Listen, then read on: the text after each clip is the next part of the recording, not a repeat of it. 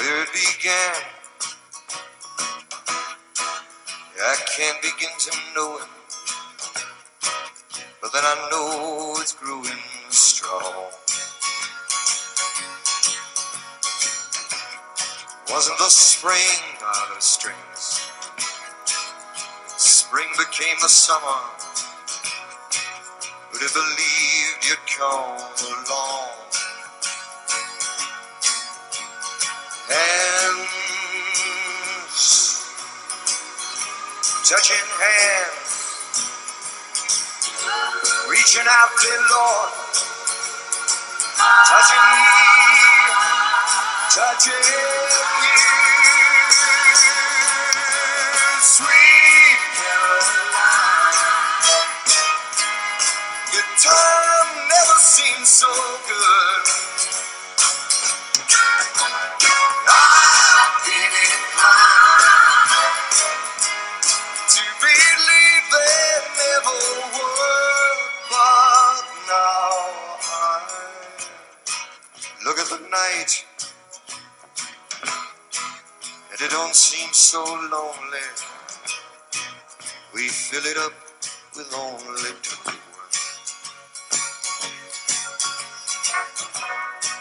And when I hurt, it runs off my shoulders. How can I hurt when holding you? Warm, touching warm, reaching out, touching me, touching you, sweet Caroline. Your time never seemed so good. I've been inclined to believe there never were. No, no, no.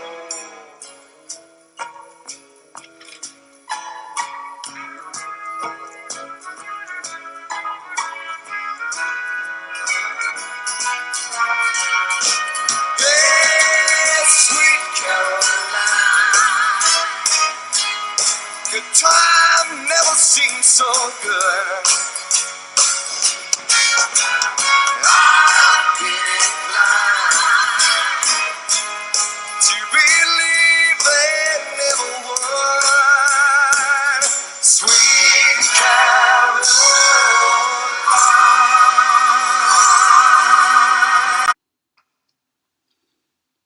It is my special pleasure to present my own methodology to teach physics in English to Latino students who are newcomers to US. Also, I wanted to mention that my methodology can be applied to students who have any language background, but they are in the process to learn English as second language. In order to help students to succeed, it's necessary to do the linguistic adaptation between the students' native language and the English language as their adapted language.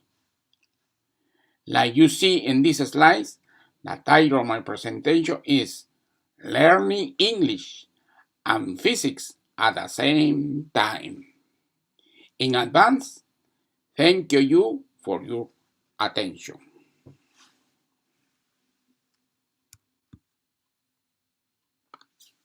The content of my presentation is Introduction, English as Second Language, my methodology for teaching physics in English to Spanish-speaking students, student work, advantage of my methodology, video clips, recommendations, and finally, questions. Introduction. My name is Ruben Rodriguez.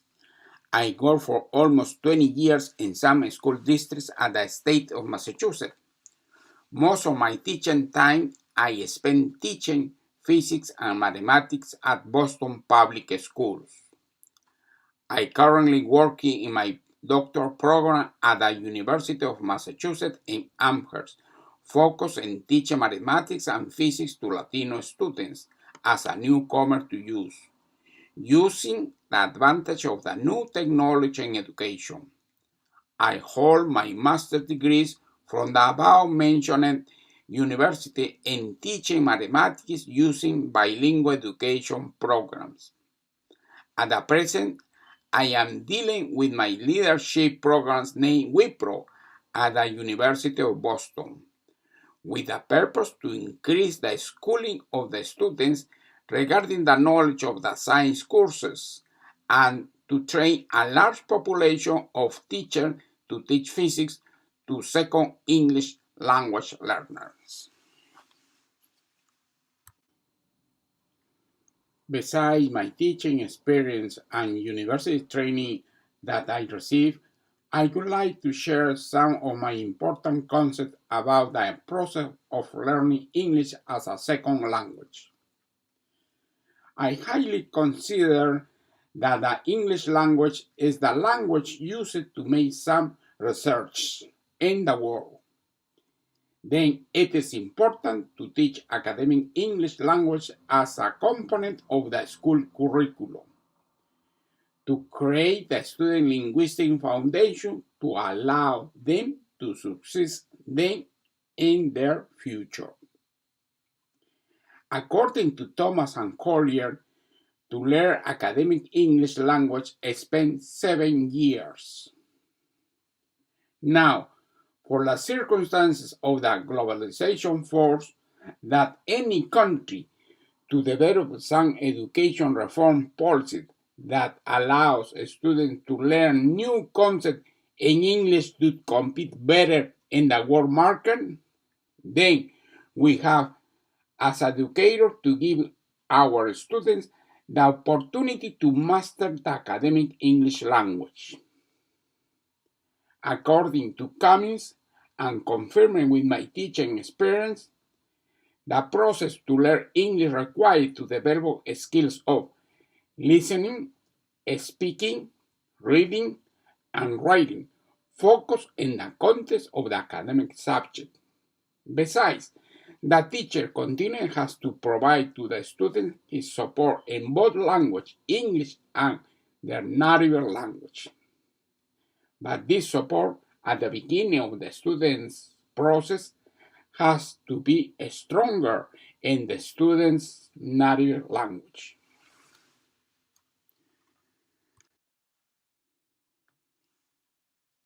I will continue addressing my ideas about English as a second language. I think it is imperative that education reform policymakers consider how to use the new technologies to reach all students learning English throughout a bilingual education program. In this case, both Spanish and English. I believe in my current teaching environment, I found the Spanish language as a bridge language to learn the linguistic skills of English. Anyone who is immersed in teaching a second language has to consider that it is a process which implies time and dedication, also university training. Also, it is important to take into consideration that the world market requires people to speak at least two languages to increase the business profitability because bilingual people can reach more customers in their own language. In the following slides, I will present some of the main ideas regarding my methodology to teach physics in English to Spanish-speaking students. My methodology is focused on scientifically sophisticated students' reasoning because my students during their physics learning process have to learn by my lessons plans tasks which are requested to remembering, understanding, applying, analyzing, evaluating, and creating. According to Camis, there is a significant difference between social language and academic language. Social language requires one to know the language skill to confront social situations. It is developed by the newcomer usually in 6 months to 2 years.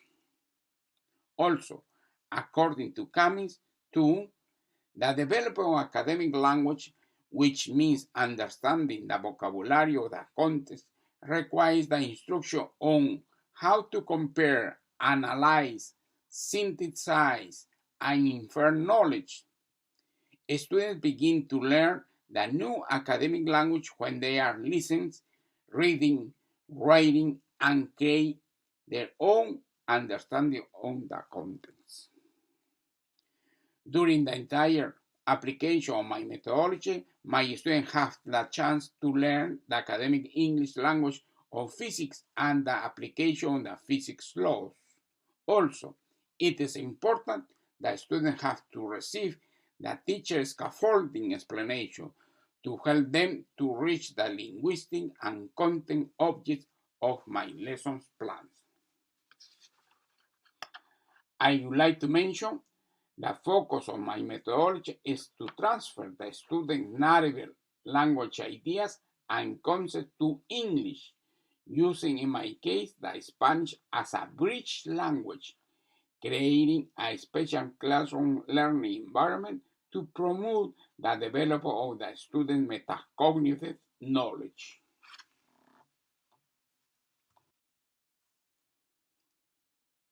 Each class starts with a short mini lessons.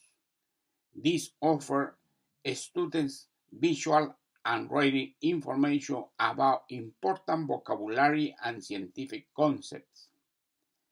The purpose of these artifacts is to create the student linguistic and previous context knowledge that are the academic foundation to deal and understand the topic of my current teaching.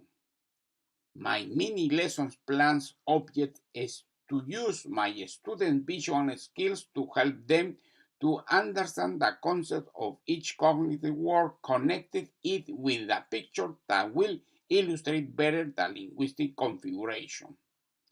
Also, previous to present them the cognitive word, I have to explain in Spanish its meaning. Then my learners have the chance to understand better in English the definition of each word, and they have the opportunity to put away the normal linguistic anxiety which are facing as a consequence of their culture shock. After the mini lessons, students are offered a reference sheet by Lingua Corner, which lists vocabulary translated in English and Spanish. This allows them to use Spanish as a bridge language to English. The list also includes tier levels, so students understand the level of difficulty of the word and the concept it represents. I create this bilingual corner that has some of the English words from my current lessons plans. It shows their translation in Spanish. In this way, I help my students to save their time looking in the bilingual dictionary. The English words are classified by tier word according to their difficulty to understand, and they are classified by alphabetic order. After students complete the mini lessons and review the bilingual corner and reference sheet, they listen to the teacher offer an explanation in their native language of the video clip which describes a concept in physics.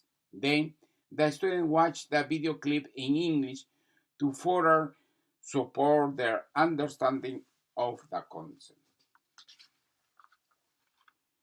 I found that video clips help them to understand the physics laws, but before or during the development of the video, I have to explain them in Spanish to motivate them to understand it in their adopted language that in this particular case is the English. After watching the video clips, students read the teacher created textbooks and they highlighted the word that they do not understand from the sentence. Then, students use the bilingual corner reference sheets to help them understand what those highlighted words mean. Students must write in pencil the native language word about the highlighted word in English that they do not understand. During my previous engineering experience working in the Amazon jungle, managing the development of the road projects, I found 5 steps to solve any engineering problems: picture, data, formula, application, and answer. Now, I apply these same strategies to help my students to solve any physics problems. Then, students are asked to complete their mathematical problems using 5 steps. They are always asking to draw a picture, then list the data, and write a formula that will mathematically assist them in finding a solution. Then the student has to write an answer. I consider when the students are requesting to picture the problem, have the venture to understand the situation because the learner have to transfer the academic linguistic context of the problem into their own understanding. I believe this step it is essential and critical to solve any problem to allow them to use the mathematics language to address easily the problem's solution. In this case, the students are rejecting the mathematical anxiety and the abstraction created by the physics problems. The student using this approach has the chance to practice to read, write, analyze, synthesize, and infer using his or her mathematical knowledge to solve physics problems. After solving mathematically the physics exercise, my students are asked to provide their evidence to prove the claims. This helps students to develop their academic English and understanding of the physics concepts. My students must explain their reasons about the truth of the claim, writing their explanation in my interactive notebook. Then my students are asked to write a summary regarding the lessons. I consider this interaction such as an important step to increase the student's cognitive development, to create the student motivation to continue learning at the same time physics, mathematics, and English. The purpose of my methodology is to create at the beginning of the student learning process his or her satisfaction to deal with my subject matter, because when the students experience some happiness is a good sign to continue raising the school academic knowledge. This is a guide for the student to learn how to solve open response questions for the state exam. I like to mention during the process of my Wipro leadership at the UMass Boston, I create this GPS that is essential teaching and learning artifacts used to provide the strategies to solve, in this case, some physics open response questions. I create my GPS under the direction of the Professor Arthur Essingcraft, who is a distinguished professor of science and mathematics education at the University of Massachusetts in Boston. This artifact allows Latino students to learn easily the metacognitive skills which require to master well to solve the open response questions, focus in the application of the physics laws and mathematics as analytic resources. I link my GPS with my webpage to show step by step the ways to solve, in this case, questions of electricity, motion, force, waves, and heat.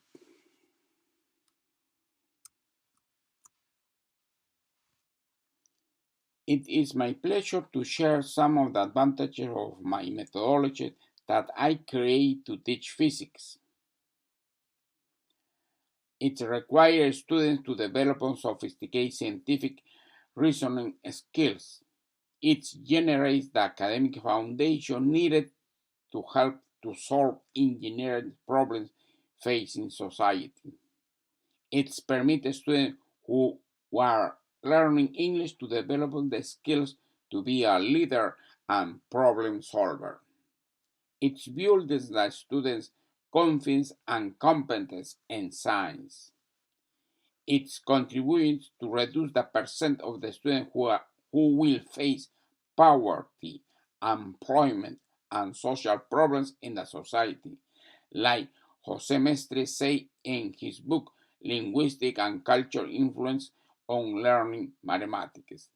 The language, skills, and cognitive abilities are the inputs or entry characteristics to learn mathematics. It dramatically decreased the student mathematics anxiety.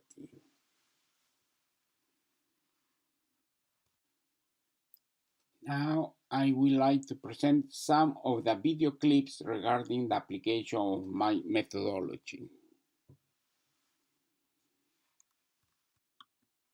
Hi, my name is Paul Madden, and I'm excited to work with Ruben Rodriguez to support your organization. Now, to tell you why I'm so excited to work with Ruben in support of your organization, I have to step back and tell you a little bit about how I got to know Ruben. So I was working for the Boston Debate League and working as a teacher educator in two areas. One, supporting after-school debate.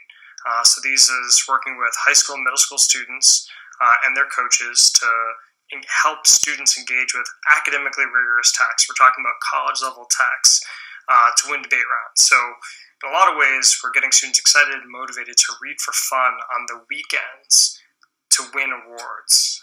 So it's really incredible, the work that me and Ruben worked together there. The second area I got to know Ruben was actually in the classroom. Debate offers a lot. It gets students really excited about learning, really excited about reading, really excited about grappling with really difficult, like I said, college-level texts. And so there's a lot of questions about, well, how do we take the best of debate, peer engagement, using text to really leverage learning, and the use of academic language for a real purpose. How do we leverage that in the classroom? And so working with Ruben, who was a physics and mathematics educator in Boston public schools, like myself before I worked with the Boston Debate League, I really got to see Ruben work beautifully with students. Ruben is somebody who is able to take the best of what we know about learning practice and education, blend that with what we know about academic language acquisition, which really takes 7 years to do, typically, and the best of what debate has to offer, and blend them all together to really expedite those processes. Ruben's someone who works tirelessly for students and for those he's committed to. And, my current work at Boston College as a doctoral student in curriculum instruction, I rarely see teachers or other educators who really have the insight that Ruben has. And he's someone that I really look forward to collaborating with to support your organization. Hopefully, what I can bring to the team is expertise in argumentation, and understanding of how to best leverage that pedagogically within a variety of classrooms, including math and science classrooms, which is also a particular expertise of mine. And also thinking about what it means to support both pre-service and in-service teachers and other professionals who engage in educational contexts to support the learning of their pupils. Look forward to getting to know you and working with you, and thank you for your time. My problem is a car is running in a straight line from point A at 60 km per hour and arrives to point B with 75 km per hour. The distance is covered in 1.5 hours. What is the acceleration of the car? Now I'm going to explain my picture. The initial velocity of my car is 60 km per hour and the final velocity of the same car is 75 km per hour. The distance from point A to point B is covered in 1.5 hours. The question is, what is the acceleration? So the data respect to my picture is final velocity is equal to 75 km per hour. Initial velocity is equal to 60 km per hour. The time is 1.5 hours and we need to find the acceleration. The formula of the acceleration is equal to final velocity less initial velocity divided by time. The fourth step is the application. I'm going to replace the data in the formula. So the acceleration is equal to final velocity 75 km per hour less initial velocity 60 km per hour divided by the time is 1.5 hours. So the acceleration is equal to 75 less 60 is 15 km per hour divided by 1.5 hour. I'm going to put 1. The inside by inside and the outside by outside. The acceleration is equal to 15 km times 1 divided by hour. It is 1 by 1.5 hours. So the acceleration is equal to 15 times 1 is equal to 50 km divided by 1.5 times 1 is 1.5 hours squared. The acceleration is equal to 15 divided by 1.5 is equal to 10 km per hour squared. And finally, my answer is the car acceleration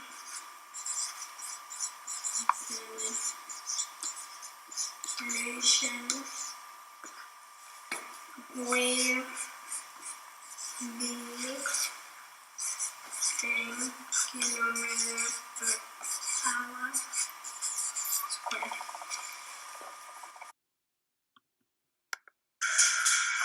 My name is Juan Sebastián Posada. I am from Colombia. My birth is about 3-4. An apple drove from a tree and hit the ground in 2 seconds. What is the speed upon striking the ground?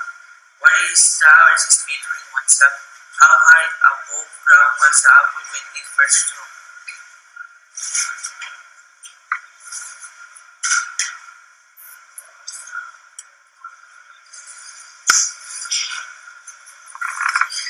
I need to find the speed when the apple hit the ground, the average speed during 1 second, and the distance from this point to this point. My data, I need to find the speed.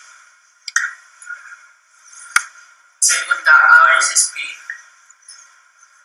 during 1 second, the distance.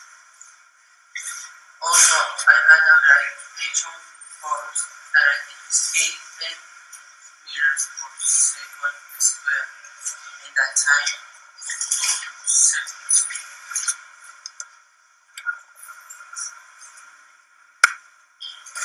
My next step is the formula. The formula to calculate the speed is speed equals relative force times the time. The formula to calculate average speed is average speed equals distance divided by the time.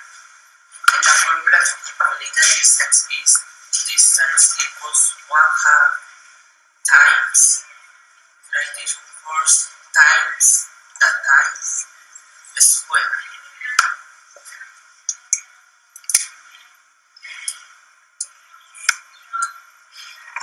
To calculate the speed during this point, you need to use this formula.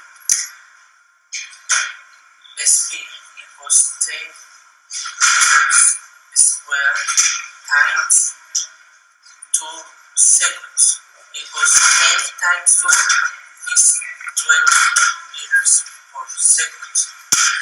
Second, I need to calculate the average speed from this point to this distance to this distance. But first, I need to find that distance. Then I will use this formula. D equals 1/2 times 10 meters per second square times 1 second squared. D equals 1/2 square times 1 square is 1 second squared. D equals 10 times 2. 10 times 1 is 10. Divided by 2 is 5 meters. Because I put out second square is second square. My distance will be 5 meters. 5 meters. Now I can calculate the average speed. Average speed equals 5 meters divided by 1 second. 5 divided by 1 equals 5 meters per second. Now, to calculate the distance to this point, I will use this formula. Distance equals 1/2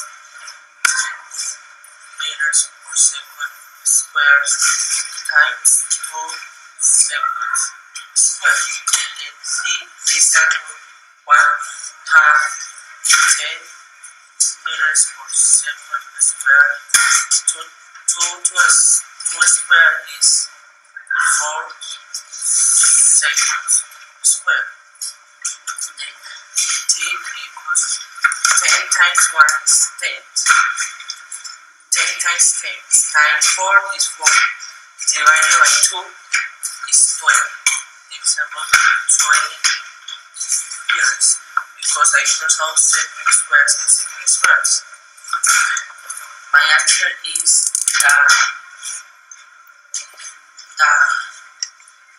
the speed of the output is 20 meters per second. The distance is equals 20 meters. And the average speed equals 5 meters per second. Thank you.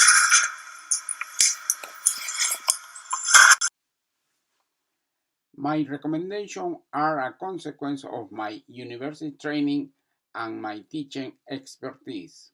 It is necessary to plan to teach English as a second language using the methodology of strong bilingual programs created in the state of Massachusetts and use hiring professors who have mastered and expertise in this matter.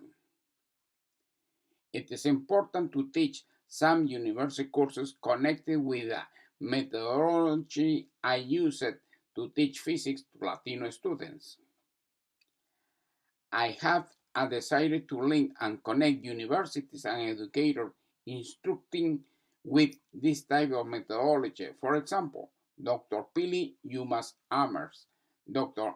Essing Craft, UMass Boston, Mr. Paul Morden, Boston University, and Mr. Pedro Cintron, Boston Public Schools. If you have any questions, please ask me or email me at rodr98@gmail.com. Thank you for your attention.